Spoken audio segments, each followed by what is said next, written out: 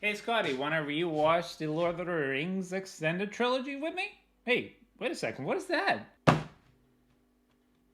Oh my god, that's amazing! Let's unbox it! Hello everyone and welcome to another one of our Lazy Swim unboxing videos, the series where Scotty and I take the time to unbox products and read out cards while letting you know how good they are and if the product is truly worth your time and money. So grab your favorite drink, sit down, lay back and relax as we dive into this unboxing. And today Scotty and I are bringing you the Flight of the Witch King. This is the last of the scene boxes that we've opened for the holiday release of the Lord of the Rings Tales of Middle-earth expansion. This is a supplemental set and the newer cards come only from the scene boxes. Thank you very much, Scotty, for that wonderful introduction as usual. And we've opened the other three ones so far. The Galadriel one seems the one that has most of the more playable cards, and some of them are sprinkled throughout all boxes. There's some value in every single box, and these are printed in the United States. And if you're wondering what's inside in every single box, we will leave you a video in the description down below. So if you want to watch that after this video ends, please feel free to do that. But in here, you'll get 3 set boosters, the 6 mechanically playable cards that are seen, and then the 6 art cards with the Easel. And yeah, this is the Flight of the Witch King. It is printed in the United States, and unfortunately some of the people that have opened these products have been unfortunate enough to either have cards that are not from this scene found inside, which, you know, each scene is supposed to have the same cards, so that's unlucky, or they've had really crumpled, crispy cards, or very damaged cards. So hopefully this one will be fine, because the other ones we were lucky so far. So this is the Flight of the Witch King. We will go and dive into it without further ado. Also, for reference, something that we usually do in these is this is the regular size of collector booster. This is the size of a scene box, so it's quite big because it has to hold the Easel inside, as you'll see in just a moment. So this is the Easel, and it looks like we have the correct cards here.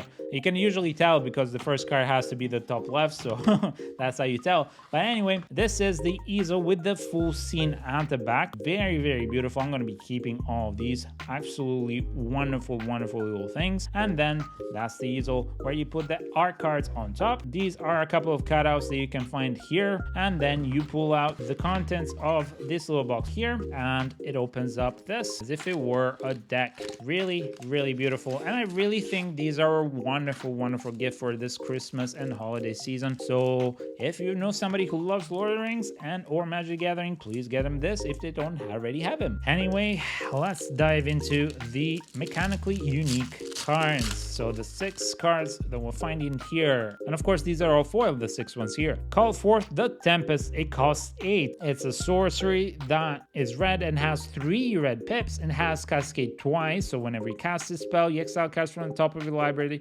until you find a non-land card that costs less than this card. You may cast it without paying its mana cost, and you put the rest at the bottom of the library in a random order. And then call forth the Tempest. Deals damage to each creature your opponents control equal to the total mana value of other spells you've cast this turn, which is great. You can choose to cast this. As you cast this, you can have the other 2 resolve, and then it deals damage to each creature. Of course, this is expensive, and in red usually you need treasures to cast. So it's an okay board wipe. I would reckon that has Cascade as good synergy for a Cascade deck for sure. And we get and of course this is the Paradox decks, for example, from the Doctor Who that's recently been released, and I think this is kind of in theme with that one. Then we get Nazgul Battle Maze. It costs 5 generic, and it's an artifact equipped, and it's not legendary. A quick creature has Menace, Death Touch, Annihilator 1, which means whenever they attack with Annihilator 1, defending player sacrifices a permanent, and whenever an opponent sacrifices a non-land permanent, put that card onto the battlefield under your control unless the player pays 3 life, and it only costs 3 to equip. This is an insane equipment card. I cannot stress this enough. If you have an equipment deck, this is definitely the card that you want to have in it. The fact that it has both, like, all of these abilities and on top of that, it forces the player to lose life unless they want you to play that card to your field. That's just insane. This is a great card. Next up, let's see, we have Witch King Sky Scourge. It's a 5/5 Wraith Noble that costs 7 and it's ragdolls. It has flying, and whenever you attack with one or more wraiths, exile the top X cards of your library, where X is a total power. You may play those cards this turn, and it has Undying 1, so when this creature dies, if it had no +1/+1 counters on it, return to the battlefield under its owner's control with a +1/+1 counter on it. This is an insanely good commander for a Wraith deck. I think this, with the Wraiths, the fact that you can play up to 9 Wraiths in any deck, plus there's a smorgasbord of other Wraiths that you can get, well, in the Lord of the Rings expansions that are really decent. You can definitely build a Wraith deck around this. So this is a Wraith tribal deck, and I really love this. And next up, we have Mortar on the March. It costs 5, it's Ragdos. Sorcery, you exile a creature card from your graveyard. You create a token that's a copy of it. It gains haste until the end of turn. Exile it at the beginning of your next end step, and you can storm this, copy in it for every other spell you cast for this one. Very decent for a reanimate deck, for sure. It's a bit annoying that you have to exile them at the end step, but it's not bad, as I think it's very good for that. Then we have Fell Beast of Mordor. It costs 4, and it's a 3/3 Drake Beast. It's not legendary. It has flying, has Devour 1. As this enters the battlefield, you may sacrifice any number of creatures. This creature enters the battlefield with that many +1/+1 counters on it, and whenever it enters the battlefield or attacks, target opponent loses X life, and you gain X life, where X is the number of counters on it. So very nasty little creature, very good, and also very cool art. And next up, Minas Morgul Dark Fortress, legendary land. Minas Morgul Dark Fortress enters the battlefield tap, and it taps for 1 black, and then for 4 black, tap it. You put a shadow counter on target creature for as long as this creature has a shadow counter on it. It's a Wraith in addition to other types, so this really synergizes with the Witch King, making all your creatures Wraiths. This is something that if I would build a Wraith deck around the Witch King, I would definitely go and fetch this as quickly as I can to be able to then make all of my creatures Wraith. This is definitely a fun one. I will say that it's got some really strong cards. Like the Battle Mace is insanely strong, but it's very deck oriented. Like you'll see a lot of these same boxes that have very deck oriented cards. This is the one that tends to have a bit more synergy with itself, but in the end, it's still a very good card. It's still a very good series of cards, and I like them. Now, of course, I still believe that Galadriel has the best overall value in there. It has, if I'm not mistaken, like 3 cards that are extremely broken or very good. But still, this one is kind of close up, because between this, and that, you have very good choices for a specific kind of deck. And the other ones are not too bad themselves either. I think out of all of them, this is my second favorite, and Galadriel's maybe my first choice. But of course, the Legolas's Quick Reflexes, which is one of the more expensive cards of the set, is in the Aragorn's Battle at Helm's Deep. So there you go. And now let's have a look at the scene cards with the Easel. So they will open up here, and the scene cards are not foil. And here we'll show you how to best put these in, because you don't want to ruin the Easel, as it is fairly flimsy. And if you're putting the normal cards, we would advise you to first off just sleeve them. So you can just prop it up like that and then just slide them in like this.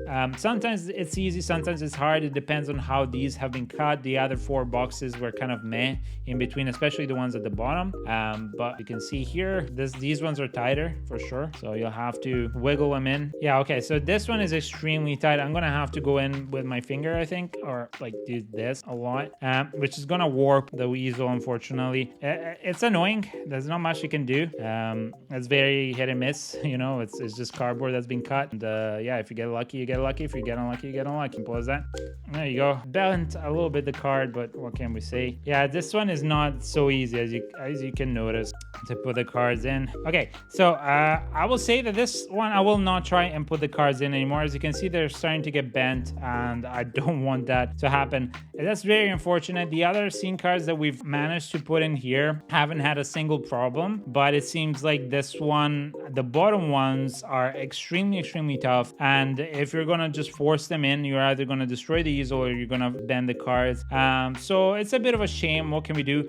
Keep that in mind when you're buying these products. I would advise you, honestly, if you really love to display these, go to an arts and crafts store or go to a framing shop, get a nice frame, put it behind glass, or you can even do that with the mechanical playable cards if you want. And that's that for this part. Now let's have a look at the 3 set boosters that you get inside. As usual, I do advise you to buy these products if you're a huge fan of the Lord of the Rings. They're decent, and if you know that you're gonna want these cards and play with them, whether because you have a specific commander deck or whatever the reason might be, then great, go for it. But I wouldn't advise you to go for anything above 40 pounds because it's very expensive for what it is. Now we get Orcish Medicine, Mortar Muster, Torment of Golem, Soothing Smeagol is tormented and we have to soothe him, Peregrine Took, Meriadoc Brandybuck, Bilbo Retired Burglar, Voracious Fell Beast, Saradoc Master of Buckland. This is one of the Jumpstart cards. Whoa. And you will not be getting any of the Jumpstart version 0.2 cards in any of the products except for the collectors, by the way.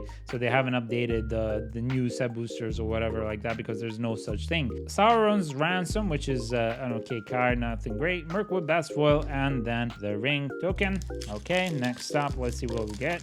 So far, we haven't gotten really lucky with these boosters. And to be fair, if I'm not mistaken, we haven't really gotten super lucky with set boosters in general with this expansion, but hey, we get a Forest, Eagles of the North, Escape from Orthanc, which is an eagle, Isolation at Orthanc, Fire all of Orthanc, Cast into the Fire, the Bath Song, the Great Havens, Glorfindel, Dauntless Rescuer. Then we get Oliphant in the Scene, Borderless, Shadow of the Enemy, which is a huge sorcery, very nice, and it's a mythic. And then we get the Long List of the Ants in foil and a minigame. And last booster, let's see what we get. All right, we have a Swamp foil, Shelob's Ambush, Hobbit Sting, Pippin's Bravery, Mini Partings, Second Breakfast, Fearfire Foes Foam, Flurry of Orcs, March from the Black Gate, Samwise the Stout-Hearted in the Showcase Ring version, Mines of Moria again. Honestly, this is the third Mines of Moria that we got out of this box, the 4 scene boxes. Hey-oh, guess as usual, the quality is what it is, you know. Then we get Ugluk, the White Hand, again foil, and we get Smog